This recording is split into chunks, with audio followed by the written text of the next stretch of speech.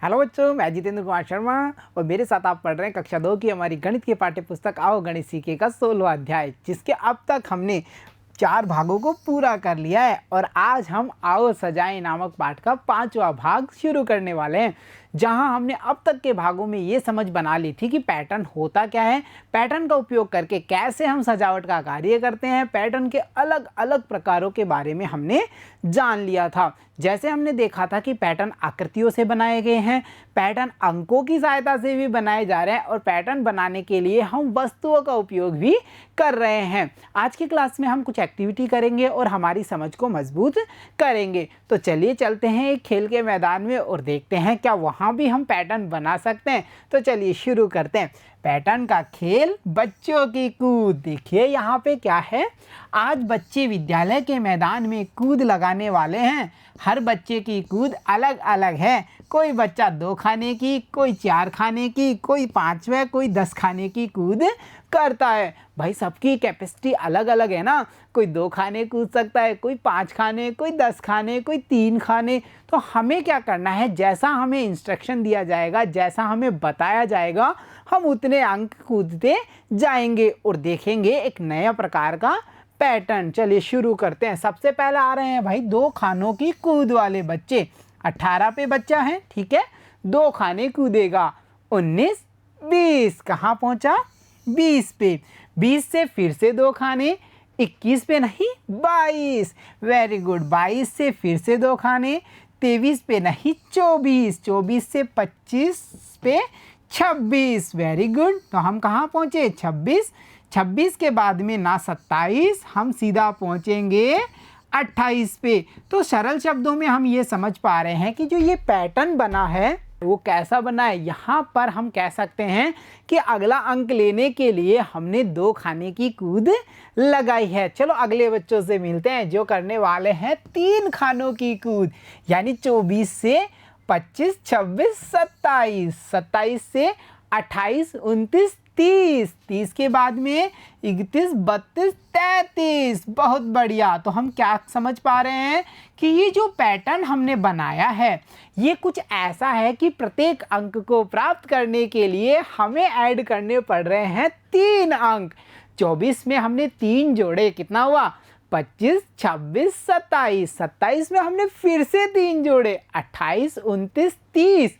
30 के बाद में फिर से 3, 31, 32, 33। तो इस प्रकार से हमने बनाया है 3 अंकों के अंतर वाला जो पैटर्न है वो। चलिए इसके बाद में कौन से बच्चे आ रहे हैं, यहाँ आ रहे हैं 4 खानों की कूद वाले बच्चे।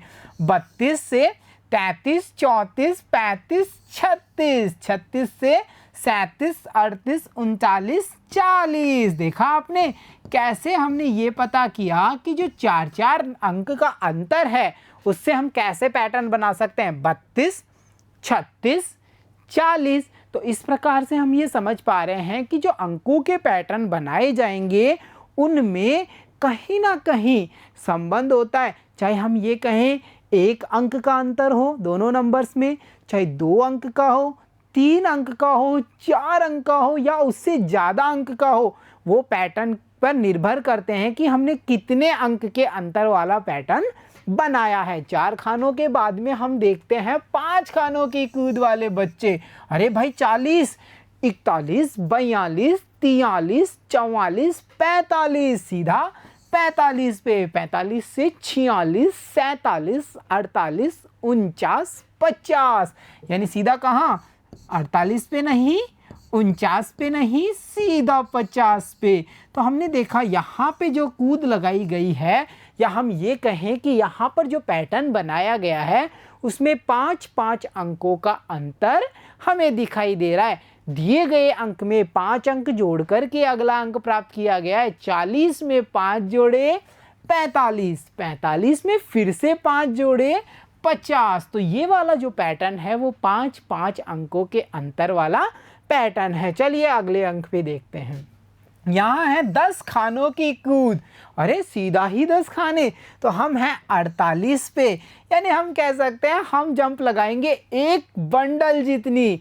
1 बंडल में कितनी थिंग्स होती हैं, कितनी वस्तुएं होती हैं, 10। तो देखिए 1 2 3 4 5 6 7 8 9 10 हमारी सीधी जंप होगी 48 से 58 तक। ये था हमारा 10 अंकों के अंतर वाला पैटर्न। तो प्यारे बच्चों, आप ये समझ पा रहे हैं, जब हम आकृतियों के जो पैटर्न बनाते हैं तो हम वहाँ पर आकृतियों के आकार, उनकी स्थिति, उनके रंग आदि के आधार पर उनमें संबंध का पता करते हैं और पैटर्न बना लेते हैं भाई, ठीक है।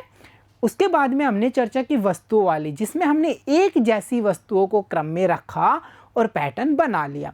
अंकों वाले पैटर्न में हम क्या करते हैं, हम अंकों के आपस के संबंध को, उनके आपस में कितना अंतर है, कितना जोड़ने पर अगला अंक प्राप्त हो रहा है, इन सब बातों का पता करते हैं और पैटर्न तैयार कर लेते हैं। तो मुझे लगता है अब आपको पैटर्न से जुड़ी हुई सारी जानकारियाँ मिल चुकी हैं और आपको किसी प्रकार की कोई समस्या नहीं है। तो हम सजा सकते हैं ना पैटर्न का उपयोग करते हुए।